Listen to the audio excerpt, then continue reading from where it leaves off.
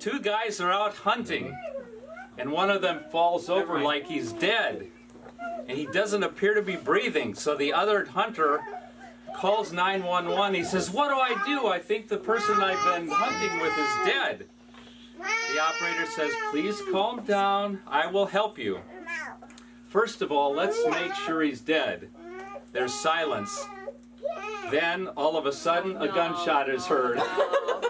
The guy gets back on the phone. He says, "Okay, now what?" Why was the toilet paper rolling down the hill? It won't run up the hill. To get to the bottom.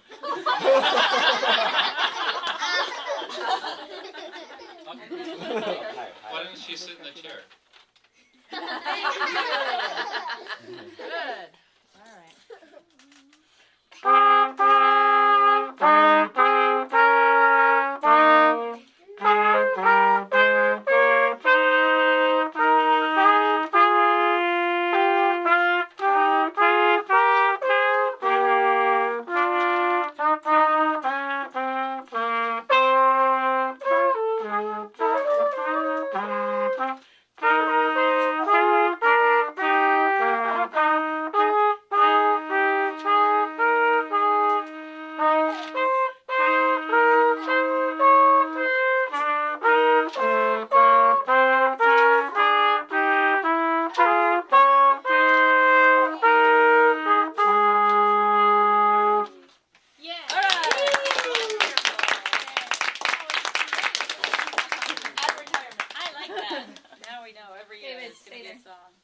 David, dude.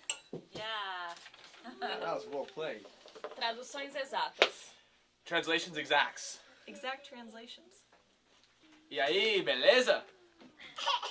And there, beauty. So, what's up? Ele é o xerox do pai.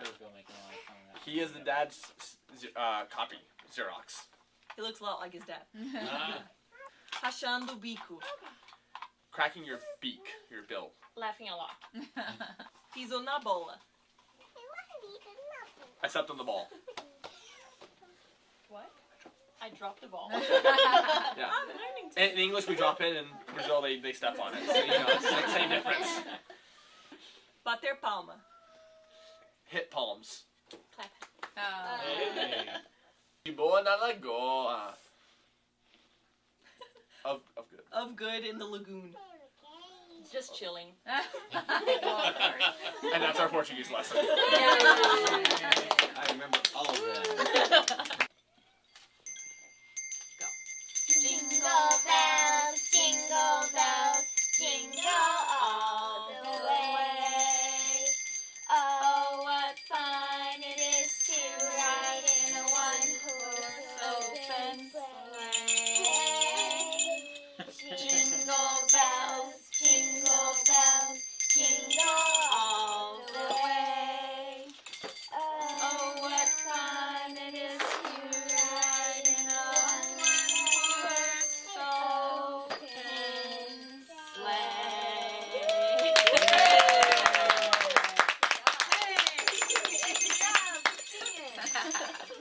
Two men are playing golf. One is about to take a swing when a funeral procession passes by on the road near them. The one who is taking the golf swing stops. He takes off his cap, closes his eyes, and bows his head. The second man says, "That is the most touching thing I've ever seen. You're a very sensitive man." First man says, "Well, we were married for 35 years. Whoever invented knock-knock jokes should win the Nobel Prize." So for my talent, I have gotten you all to write a number on my computer, and I am going to do some magic. And Quincy's rolling her eyes. Some magic where Lacey, sit down. I've already guessed your numbers, and I'm going to show a picture of your number you wrote, and then the number that I guess is going to be in red in the corner, and we're going to see if I'm right. Whose is it? And since random would be 1/10 of the time right, we're going to say I'm good for anything better than that. Are you gonna like write your name? So he has to get 2 right. Okay, so first one. 1-9. Oh, I got one wrong. Who is this? This is, they're That's going in order of mine. age. That's So mine, this is right? Dad. Yeah. Yeah, that's mine. Now Mom. Oh. Oh. 50%. Oh, there's Janet. That's me. Wow. Oh, there's Steven. I think this next one's me. Hopefully it works. You gotta get this one right, Eric. Oh, yeah. Whoa. And then Tachi. Oh, she's tough to read. Sometimes I get confused about the sixes. I did it. And then Who has really bad handwriting? Who did It looks like a there's 3. Bill. With I the like your line. 7. The Thank you. line messed it up.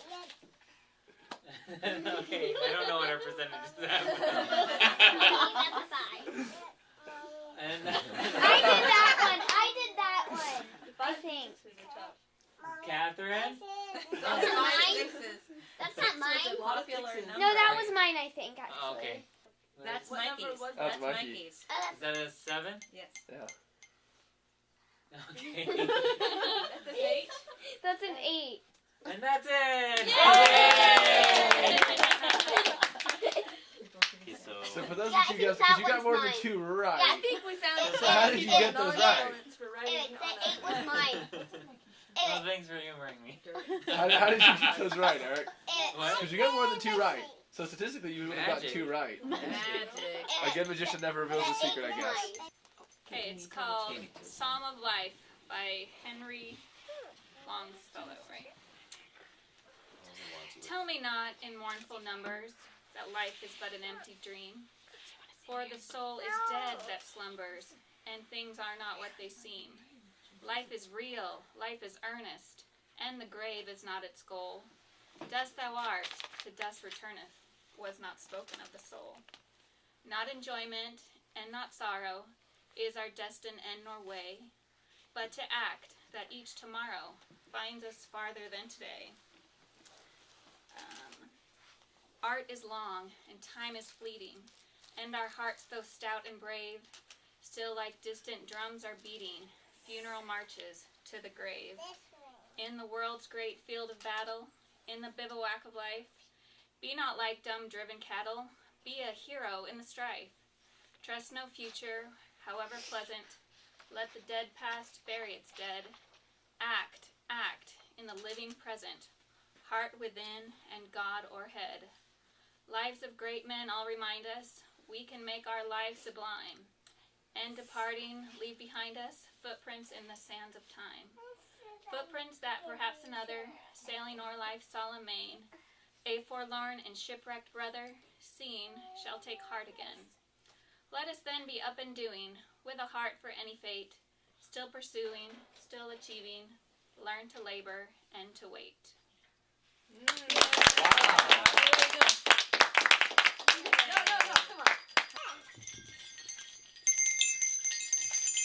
Michael, look up here.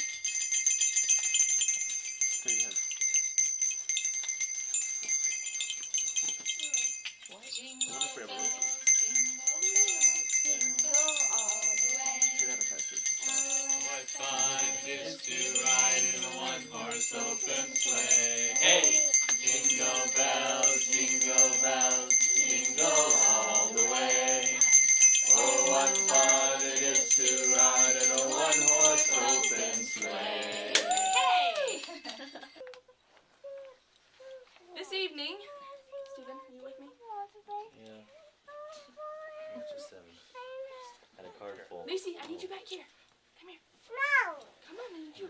Or else it won't work. Easy. Something. You know Dasher and Dancer and Prancer, Vixen, Comet and Cupid and Donner and Blitzen. But do you recall the most famous reindeer of all? Rudolph the red-nosed reindeer had a very shiny nose like a light bulb. And if you ever saw it, you would even say it glows like a flashlight. All of the other reindeers used to laugh and call him names like Pinocchio. They never let poor Rudolph join in any reindeer games like Monopoly. Then one foggy Christmas Eve, Santa came to say, ho, ho, ho, Rudolph, with your nose so bright, won't you guide my sleigh tonight?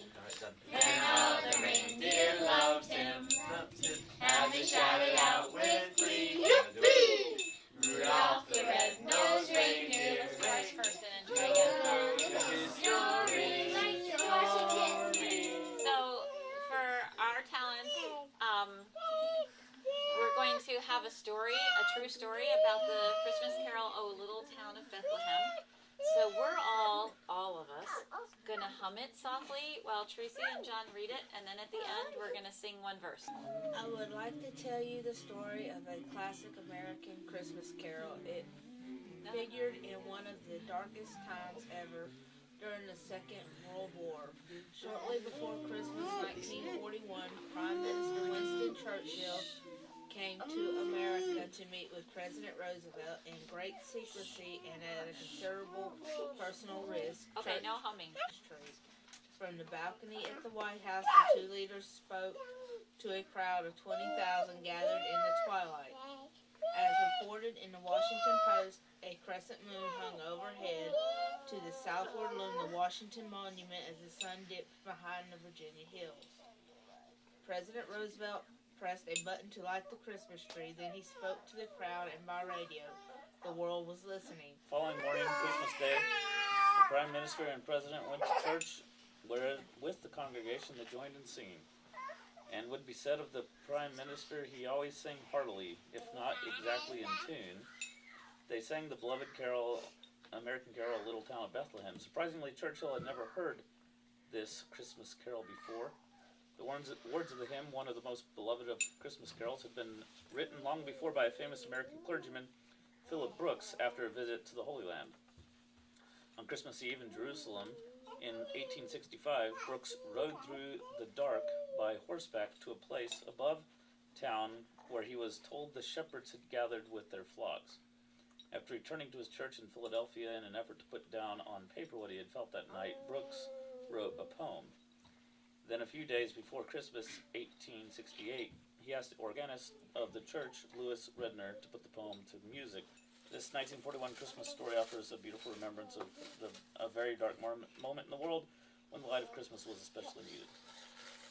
So now we'll sing the first verse. Oh, little town